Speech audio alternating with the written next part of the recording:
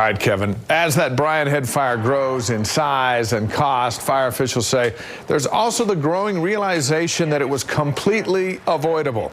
So what could happen to the person who started the fire? News Specialist Ladd Egan's live with us tonight with the options available to prosecutors. Ladd? Yeah, Dave, in Utah, reckless burning is a misdemeanor crime, but I'm learning that prosecution is very rare unless it's outright arson. Instead, it is more common for a person who started a wildfire to be hit in the pocketbook, forced to pay back what they can. Usually on the big fires, there's a lot of finger pointing that goes on. So far this year in Utah, almost all of the wildland fires can be traced back to a person. 91% would be human caused. That's unfortunately the case with the massive Bryan Head fire. There was an individual doing some burning on private property.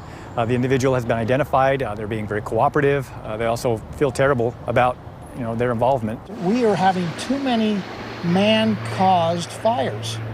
It's carelessness on our own part. The problem has Governor Gary Herbert fired up. He put the blame on a person using a torch to kill weeds. We, the people, have got to be more careful in how we conduct ourselves outdoors. We're very fortunate to have a very robust enforcement effort, and we do a pretty good job. Now, do we get 100% recovery? Heavens no, it's impossible. Even if a fire case doesn't result in criminal charges, Utah is unique in that we do have a federal office that goes after the cost of fighting a fire. That may, in certain cases, entail simply getting policy limits on a homeowner's insurance, or it may include getting a judgment for the full amount and then having them pay it off.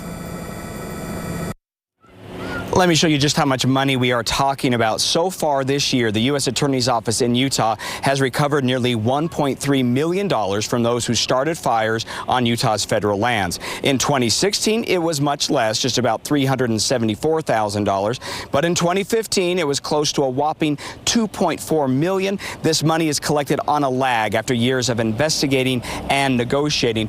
I'm told that the goal here is not to put people out on the streets and that there is compassion involved as they figure out just how much money folks can afford to pay back if they in fact did start a wildfire. Ashley, back to you. Ladd, thank you. I can't imagine how bad that man must feel who started this Bryan Head fire. Ashley? Well, meanwhile,